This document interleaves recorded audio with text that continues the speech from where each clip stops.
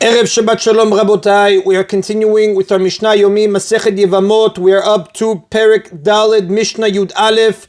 Today's Mishnayot should be Le'elu Nishmat Neria ben Svetlana Aranbayev Eliyahu ben Burcha Israel of Chana bat Miriam Menuchatam began Eden Amen and Avdei ben Chaim Nechaim v'Refuah Shelema of Daniel Shalom ben Rosa betoch Shai Chulei Israel. Mishnah 5 taught that it is proper for the oldest living brother to perform Yibum. Our Mishnah discusses a case where several brothers died childless and addresses how many Yevamot it is proper for one brother to marry in Yibum. If 4 of the brothers in a family were married to 4 women and they died, if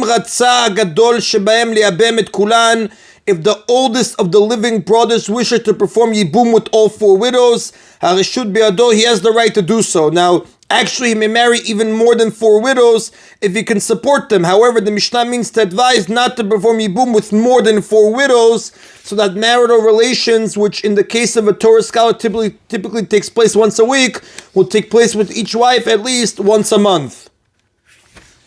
The Mishnah teaches a basic law of Yibum. If someone was married to 2 women and he died,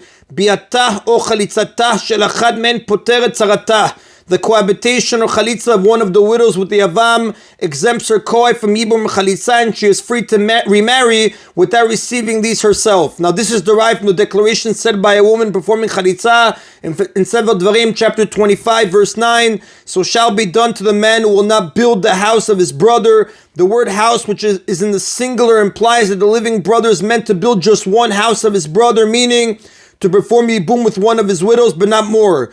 And since he cannot perform Yibum with both widows, there is no obligation to perform Chalitza with both of them as well. Since a person performs Chalitza only with the widow is eligible for Yibum.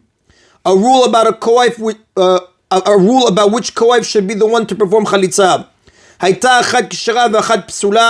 one of the widows was eligible to marry a Kohen and the other one was disqualified, for example, one of the widows had been divorced before she married the brother who died, then if the living brother was planning to perform chalitza, which disqualifies a woman from marrying a Kohen, should perform chalitza with the disqualified widow, since she is disqualified to a Kohen anyhow. He should not needlessly disqualify the other widow from marrying a Kohen by performing chalitza with her, because a chalitza, we know, resembles a divorcee and is therefore rabbinically forbidden to a Kohen. A widow, however, is permitted to marry an ordinary Kohen. But if he was planning to perform Yibum me'abem l'kshera, he may perform Yibum even with the woman who is eligible to a Kohen. And that is then Rabotai of Mishnah Yud Aleph. We continue now with Mishnah Yud Bet.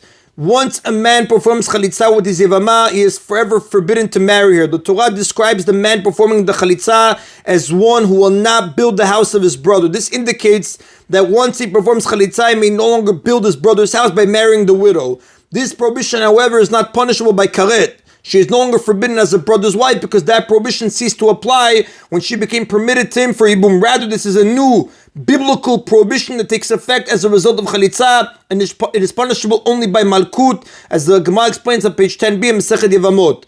If he violates this prohibition, he is subject to malkut but not karet. Our Mishnah cites a dispute about the status of any children he has with her after they perform chalitza, as well as the status of children he fathers from any of her close relatives. Along with this, the Mishnah also discusses the consequences of violating a different prohibition, remarrying one's own divorcee after she married a different husband and was divorced or widowed from him. We know once the divorced woman marries someone else, she becomes forever forbidden to her previous husband, as the Torah discusses in Sefer Dvarim, chapter 24, verses 1 through 4.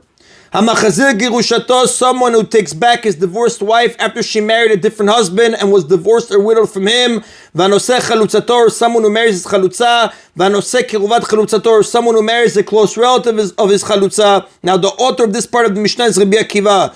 In his opinion, the relatives of a chalutza are biblically forbidden to a man because the Torah refers to a chalutza as the house of the Yavam, making her similar to a wife. Nevertheless, even Rabbi Akiva agrees that violating this prohibition is not punishable by keret, only by malkut, like the prohibition relating to the chalutza herself. Rabbi Akiva says, Yotzi, he must send her away, meaning he may not stay married to her. V'avlad mamzer, and the child born from that marriage is a mamzer. Divrei Rabbi Akiva. These are the words of Rabbi Akiva. All of these marriages violate a biblical prohibition whose penalty is malkut, and it is Rabbi Akiva's opinion that a child born from a relationship punishable by malkut is a mamzer. Rabbi Akiva treats such marriages like marriages to an erva. Therefore, none of these women even need a divorce, according to Rabbi Akiva, since their marriages never took effect.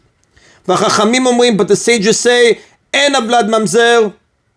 The child is not a mamzer. In their opinion, a child born from a relationship punishable by malkut is not a mamzer. And the Rav tells us that the halacha follows the sages, the halacha does not follow Rabbi Akiva. The Mishnah describes a similar type of marriage about which the sages agree that the child is a mamzer. However, the sages agree with regard to someone who marries a relative of the wife he divorced, shavlad mamzer, that the child is a mamzer, since those relationships remain punishable by karev. Now this too will be discussed further in the next Mishnah.